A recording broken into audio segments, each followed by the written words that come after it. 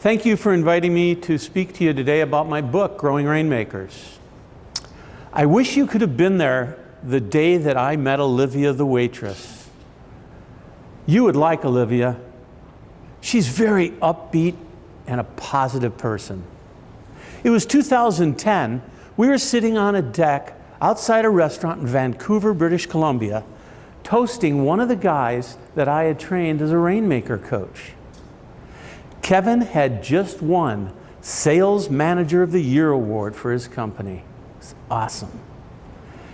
What was also awesome was to see Kevin and all of the information that he got about Olivia the waitress that night.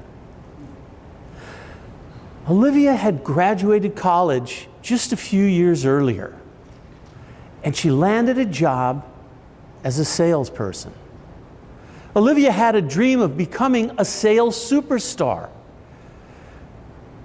She really wanted to earn the big bucks, live the life, and get to her goal of owning a vintage red Camaro. Let me clarify a couple of things for you. First, what I'd like to do is give you a definition. The definition of a salesperson is to grow sales.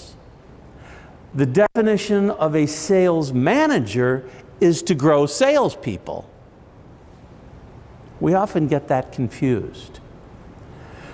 Going back to Olivia and her earlier career, she started out learning sales by shadowing a veteran salesperson. And after a few weeks, she was assigned to shadow her sales manager, Jeremy. Here's the problem. Jeremy was also the top salesman in the company. So it started making Olivia's future darken. And then after a few weeks out on the road with Jeremy, she realized that not only had her future darkened, but he did everything acting out of his own self-interest. Sales meetings, they were another challenge. There was no recognition, never showing any respect to the people, and there was no training to help these salespeople improve. Jeremy had a rather big ego. It got in the way of everything, including causing so much animosity with that sales team that it was killing the culture of the company. Then one day, Jeremy walks in and he changes the compensation. He moved their rice bowl. And that was the straw that broke the back of the camel. Olivia had to leave and get another job somewhere else doing anything other than sales. They just weren't in her future. Her dream of becoming a sales superstar, dead and gone. So she got a job as a waitress in a restaurant in Vancouver. And she said, "It's awesome."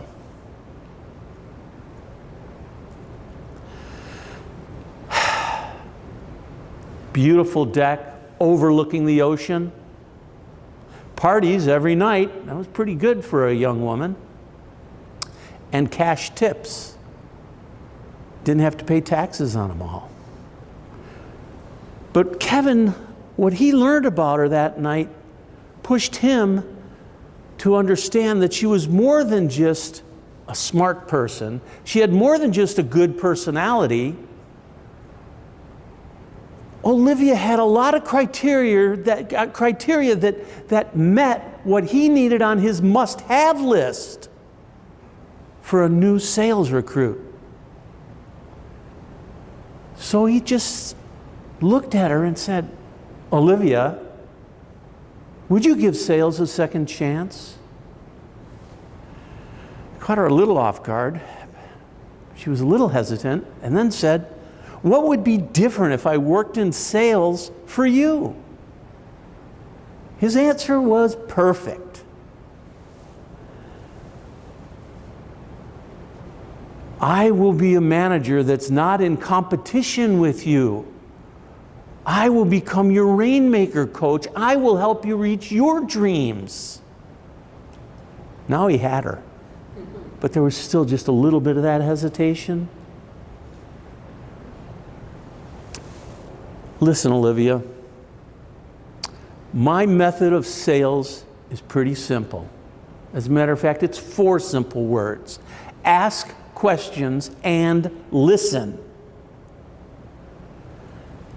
How would I ever know what kind of questions to ask? Because I don't know anything about your company or the business. How can I make a living? Olivia, I've met with the team and we've built a sales book, a playbook. It's got over 100 questions and good, smart questions that you can use. But here's the thing. You've got to memorize those questions. You have to internalize them so they become Olivia's questions. Practice them, and then practice them more and practice them more. And guess what, Olivia? It's not going to be easy. And when you're done with learning the questions, you're going to need how to answer objections. And you need to answer them by telling success stories. It's called managing objections. I would have to work there a long time, Kevin, if I was going to learn that many stories. No, they're in the playbook. You're going to have to learn, and practice. Olivia, would you consider coming into my office tomorrow for an interview where we can also talk through this stuff? Awesome. Kevin was right. It wasn't easy, but Olivia did it. I was personally in Vancouver a couple of years later, and I saw Olivia driving her red Camaro. It was a 1969. Awesome car. She took a couple of years before she won the award for Rainmaker of the Year at their company. Here's the kicker to the story, the surprise. I call it the surprise Henry ending, and I'll explain it to everybody later, but it's the surprise ending of the story. Okay? A job opening came up for somebody to become sales manager.